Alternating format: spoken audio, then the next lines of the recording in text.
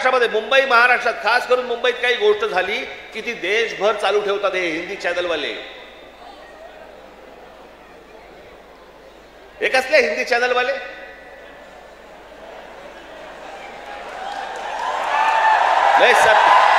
हे खरं तर या सत्ताधाऱ्यांच्या चपलेखालची ढेकणं आहे ती.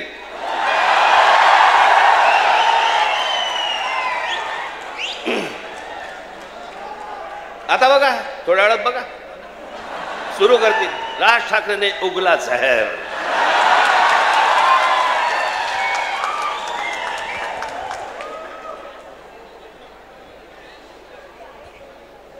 फक्त मुंबईत काही झालं, महाराष्ट्रात काही झालं तर हे सगळे हिंदी चॅनलवाले जाणून बुजून कोणाच्या तरी सांगण्यावरून, कधीतरी स्वतःच्या मनातून, स्वतःच्या रागातून हे पेटून उठतात.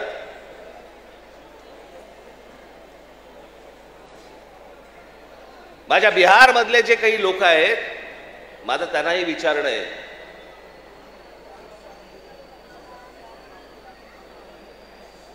की इथे मी आता आणलंय, इथे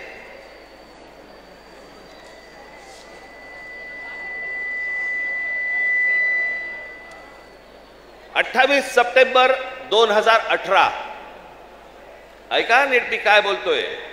28 सप्टेंबर 2018 धुंदार, हिम्मतनगर जवळ, जिल्हा साबरकांठा, गुजरात, 14 महिन्याच्या एका मुलीवरती बलात्कार झाला. ती मारहाण, त्याच्यानंतर बिहारी लोकांना गुजरातमध्ये मारहाण केली आणि जवळपास मारहाण करून 20,000 लोकांना गुजरातमधनं बिहाऱ्यांना हाकलून दिले, बाहेर काढले. झाल्या का बातम्या?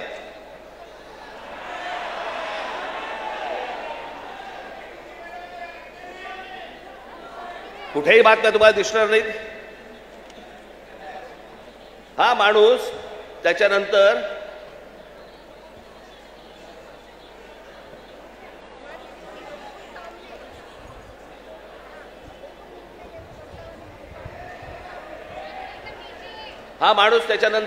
याने भारतीय जनता पक्षामध्ये प्रवेश केला, त्याला तिकीट दिलं गेलं आणि तो आमदार देखील झाला.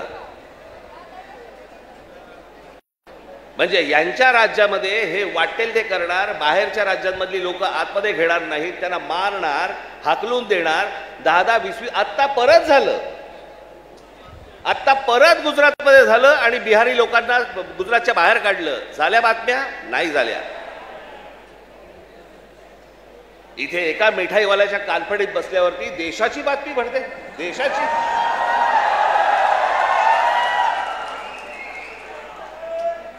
देशामध्ये चित्र असं रंगवलं जातं की बघा मुंबईमध्ये, महाराष्ट्रामध्ये अमराठी लोकांना कसे मारतायत.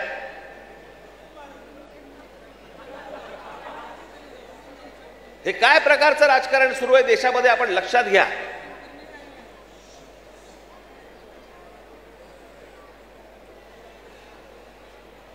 कसली कोणती हिंदी घेऊन बसलो आपण, ज्याला साधा 200 वर्षाचा इतिहास आहे. 200 वर्ष. मराठी भाषेला 2,500 ते 3,000 वर्षांचा इतिहास आहे.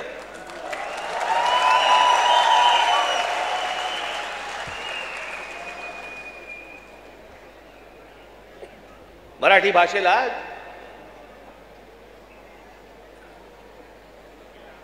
अभिजात भाषेचा दर्जा मिळाला.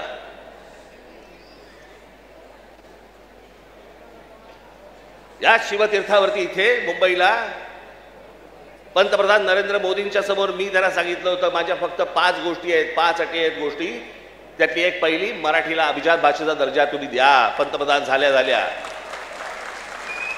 दर्जा दिलाय, वर्ष झालं, 1 रुपया नाही आलाय. हिंदी भाषेला म्हणजे गंमत बघा, एखाद्या भाषेला जर समजा अभिजात भाषेचा दर्जा द्यायचा असेल तर त्याला कमीत कमी 1400 वर्ष जुनी ती भाषा पाहिजे. बरोबर? ही अट आहे कमीत कमी.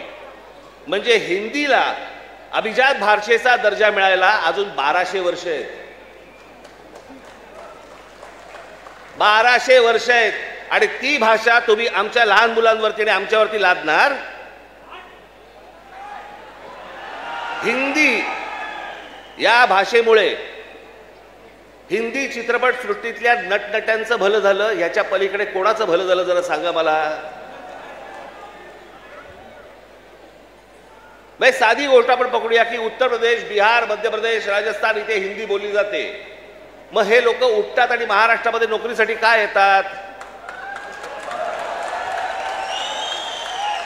जर हिंदी भाषेमुळे जर तुमचंच भलं झालं नसेल आणि तुमचीच राज्य मोठी झाली नसतील आणि तुम्हाला जर दुसऱ्या प्रदेशामध्ये जाऊन जर समजा तिकडे येऊन नोकऱ्या कराव्या लागत असतील, नोकऱ्या मागाव्या लागत असतील, गुजरात सारख्या राज्यामध्ये जाऊन तिकडे जर समजा तुम्हाला मार खावा लागत असेल, हिंदीने काय भलं केलं तुमचं? कोणती भाषा घेऊन बसलोय आपण?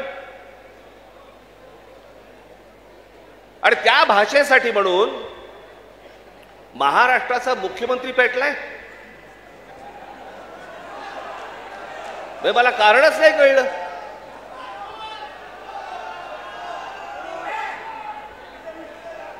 मी तुम्हाला साधी गोष्ट सांगतो, हिंदी ही या देशात कोणाचीही मातृभाषा नाही.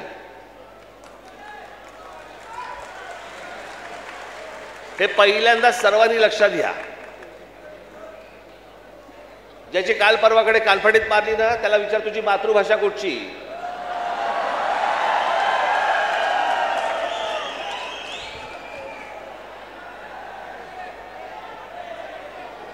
अहो, हिंदी ही इकडच्या तिकडच्या सगळ्या कडबोळ्यातनं तयार झालेली 100-200 वर्षापूर्वीची भाषा. बाकीच्या सगळ्या तर केवढ्या जुन्या भाषा आहेत. उत्तर प्रदेश, बिहारला आता समजलं पाहिजे, राजस्थानला आता समजलं पाहिजे. मी आता एक आणलं इथे उदाहरणार्थ बघा. हिंदी या भाषेमुळे हिंदीने किती भाषा मारल्या? तर जवळपास 250च्या आसपास भाषा मारून टाकल्या. त्याच्यामध्ये कांगरी, गढ़वाली, कुमाऊनी, अवधी, हरियाणवी, ब्रज, भोजपुरी, मगधी, बाघेली, छत्तीसगढ़ी, बुंदेली, माळवी, बिल्ली, नागरी, बागरी, मारवाडी अशा अनेक भाषा आहेत.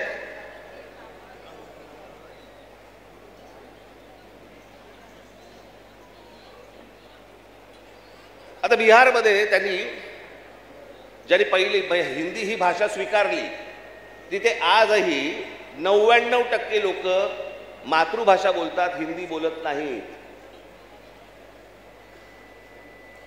म्हणजे अशा तर मी तुम्हाला सांगतो,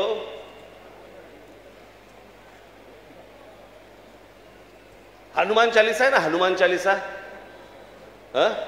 ज्याला तुम्ही हिंदी म्हणता, ते अवधी आहे, हिंदी नाही.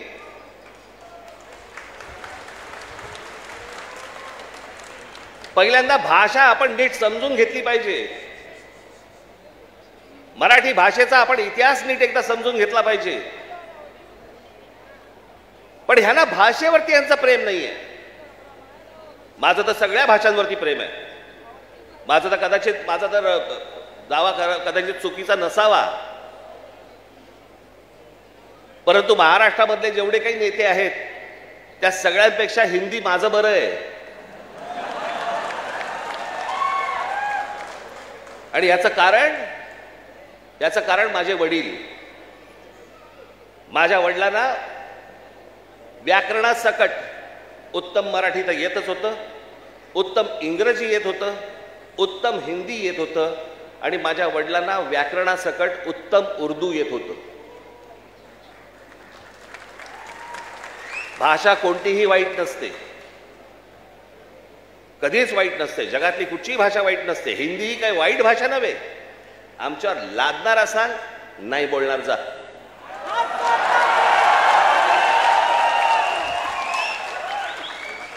आणि लहान मुलांवरती तर नाहीच नाही.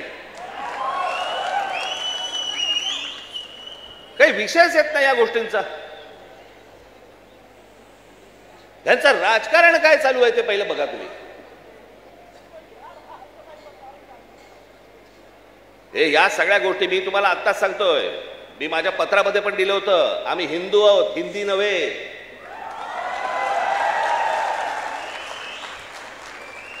पण हिंदुत्वाच्या बुरख्या खालून जर समजा तुम्ही माझी मराठी संपवायला येणार असाल, माझ्यासारखा कडवट मराठी तुम्हाला सापडणार पण नाही.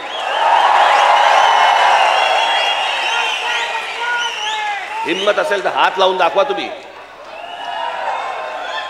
आणि हे सगळं षडयंत्र तुम्ही नीट समजून घेतलं पाहिजे. षडयंत्र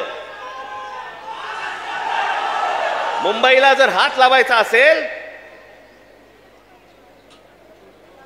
तर या ठिकाणचे सगळ्या मीरा भाईंदर पासून तिथे पालघर पर्यंतच्या सगळ्या जेवढ्या मतदारसंघ आहेत हे मतदारसंघ ह्यांना अमराठी लोकांचे करायचे.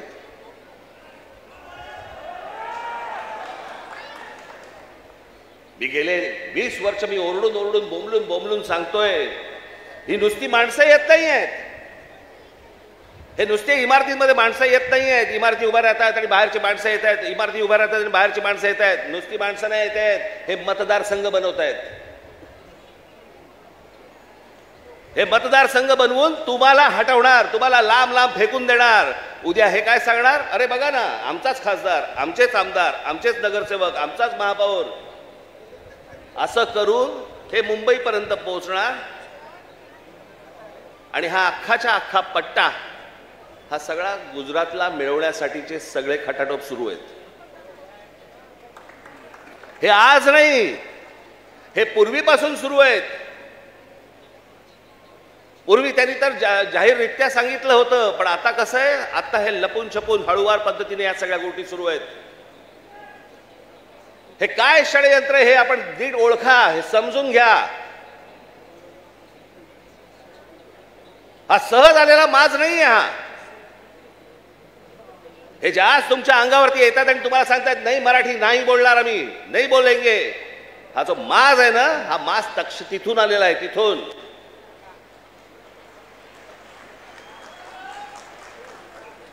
मी आज तुमच्याकडे काही लंब चौडं भाषण करण्यासाठी नाही आलो. मी खरं तर आज शाखेच्या उद्घाटनाला आलो होतो. मला अविनाशने मला सांगितलं की साहेब तिकडे येणारच आहात तर एक छोटी सभा आपण घेऊन टाकू. पण मला तुम्हाला जे सांगायचंय ते हे सांगायचंय की तुम्ही सतर्क असले पाहिजेत. आज काहीतरी प्रकरण उसळलं आणि आज काहीतरी उघडलं म्हणून आज आम्ही जागे व्हायचं, उद्या त्याच्यानंतर आम्ही झोपून जायचं आणि मग बाकीचं सगळं पोखरलं जातंय. भुसभुशीत जमीन असते ना, घुशी तिकडे होतात, खडकामध्ये घुशी नाही होत. तुम्ही खडकासारखे टणक असले पाहिजेत. महाराष्ट्राची तुम्ही भक्कमपणे बाजू उभी केली पाहिजे. महाराष्ट्र काय हा तुम्ही समजून घेतला पाहिजेत. मी जे सतत तुम्हाला जे सांगत असतो ना, 1400 वर्ष राज्य केलेला हा महाराष्ट्र या प्रांतावरती. मी अनेकदा बोलत आलो, तुम्हाला सांगत आलो की ह्याला पर्शियन लोक ह्याला हिंद प्रांत म्हणत. छत्रपती शिवाजी महाराजांची घोषणा पण काय होती, हे हिंदवी स्वराज्य व्हावे ही नव्हती, हे हिंदवी स्वराज्य व्हावे ही होती. या हिंद प्रांतावरती आमची सत्ता असावी. हा संपूर्ण हिंद प्रांत आमच्या हातामध्ये असावा. बाहेरच्यांनी येऊन आमच्यावरती इथे सरकार स्थापन नाही करायची. आम्ही कोणी गुलाम नाही आहोत. या प्रांतावरतीचा अधिकार कोणाचा असेल तर तो आमचा आहे. आणि 1400 वर्ष या मराठेशाहीने जे राज्य केलं, ज्याला आपण म्हणतो ना अटके पार आम्ही झेंडे फडकवले. अटके पार झेंडे फडकवले म्हणजे काय, आजही मला असं वाटतं पाकिस्तानच्या वायुव्याला नैऋत्यला तो अटक नावाचा किल्ला आहे, त्या किल्ल्यावरती भगवा ध्वज फडकला. ते अटक किल्ला, तो अटके पार झेंडे फडकवले आम्ही. तिथपर्यंत पोहोचले होते मराठे. तो महाराष्ट्र हतबल आहे.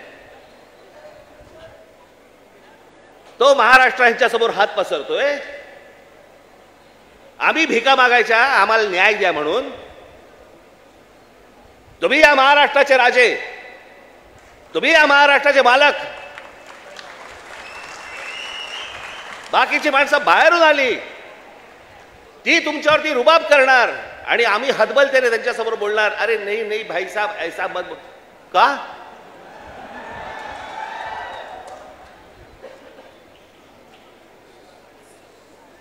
स्वतःहून काही करायची आपल्याला गरज नाहीये. पण जर अशा प्रकारे माज घेऊन जर समजा कोणी अंगावरती आला, ठेचायचा म्हणजे ठेचायचाच.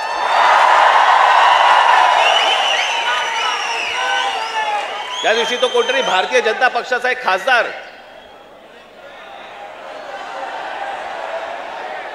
कोणतरी दुबे नावाचा कसा काय बोलला, मराठी लोगों को हम यहां पे पटक पटक के मारेंगे. झाली का हो केस त्याच्यावरती? हिंदी चॅनल वाल्यांनी दाखवलं का? पुढे चालवलं का? काही नाही. बघा कसं असतात, कशा असतात ते बघा. तू आम्हाला पटक पटक के मारणार दुबे? दुबेलाच मी सांगतो, दुबे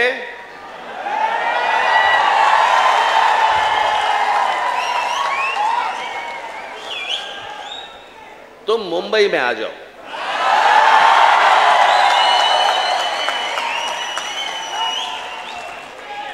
मुंबई के समुंदर में डूबे डूबे कर मारेंगे.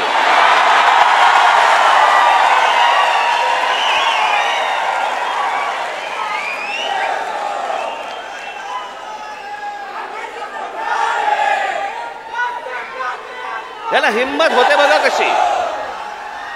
तुम्ही जर काही बोललात तर त्याची राष्ट्रीय बातमी होते. तुम्ही जर कुठची मराठी माणसाबद्दल काही गोष्ट बोललात तर ती राष्ट्रीय बातमी. पण हे ज्यावेळेला बोलतात त्यावेळेला त्यांना माहिती असतं सरकार आमच्या मागे आहे.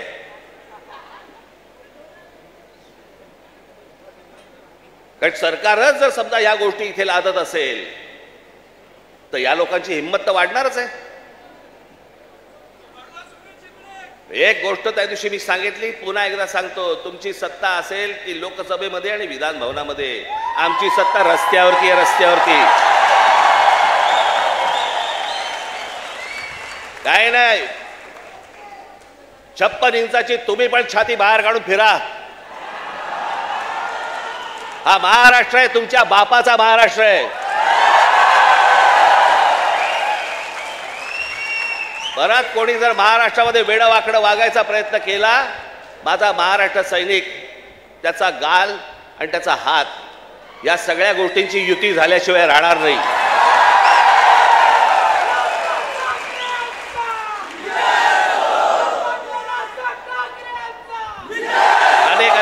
अनेक ते आता सरकारी पत्रकार असतात, काही बेरोजगार पत्रकार असतात.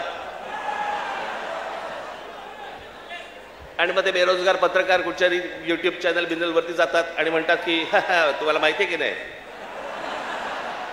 ही फडणवीसांनी लिहिलेली स्क्रिप्ट आहे. हा कोणता स्क्रिप्ट रायटर आहे मला अजूनपर्यंत कळलेला नाही, जो स्वतःचा अपमान पण त्याच्यामध्ये लिहितो. ज्याला हे सगळं मागे घ्यावं लागलं, सगळ्यांकडनं दबाव आल्यानंतर मी हे दोन्ही GR मागे घेत आहे, हे स्क्रिप्ट रायटर लिहू शकतो. पण हे काय चालू आहे? हे तुमच्या मनात काहीतरी विष कालवणं सुरू आहे की हे बघा, हे आतून सगळे एक येतं, बघा हे सगळं असं सगळं सुरू आहे. कशाचा कशाला कशाचाही संबंध नाही आहे.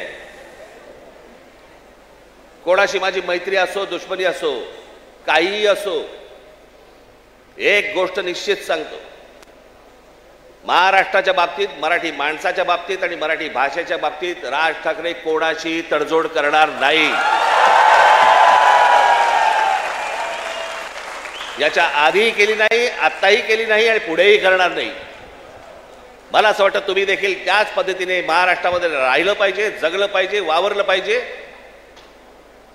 आणि जे कोणी इथे राहत असतील मराठी लोक, मी त्यांची माझ्या एका मित्राचा दाखला दिला होता, बाकीच्यांनी देखील लवकरात लवकर मराठी शिकण्याचा आपण प्रयत्न करावा. आम्ही तुमच्याशी मराठीत बोलू. माझी तुम्हाला सर्वांना माझं तुम्हाला सांगणं आहे, ज्या ज्या ठिकाणी जाल, दुकानात गेलात, बसमध्ये गेलात, ट्रेनमध्ये गेलात, टॅक्सीत बसलात, कुठेही गेलात, जास्तीत जास्त प्रमाणात म्हणण्यापेक्षा कायमस्वरूपी तुम्ही समोरच्याशी मराठीमध्येच बोला, त्याला मराठीत बोलायला भाग पाडा. अहो, आत्ता माझ्याकडे कर्नाटकातला व्हिडिओ आलाय.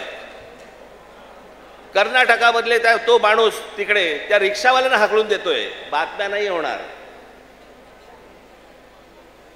कारण त्यांचे सत्ताधारी, त्यांची सरकारं त्यांच्या जनतेच्या, त्यांच्या लोकांच्या खंबीरपणे पाठीशी उभे असतात. वरती कोणी येऊ अगर न येऊ. हे महाराष्ट्रात फक्त भोगत आला आणि महाराष्ट्रात फक्त भोगतोय. त्यांना काय वागायचं त्यांचं त्यांनी वागावं. पण मला तुम्हाला फक्त एवढंच सांगायचंय की तुम्ही खंबीर राहा, तुम्ही कडवट राहा. जर तुम्ही घट्ट असाल, तुम्ही जे खडकासारखे टणक असाल, कोणी आतमध्ये शिरायचा प्रयत्न करणार नाही.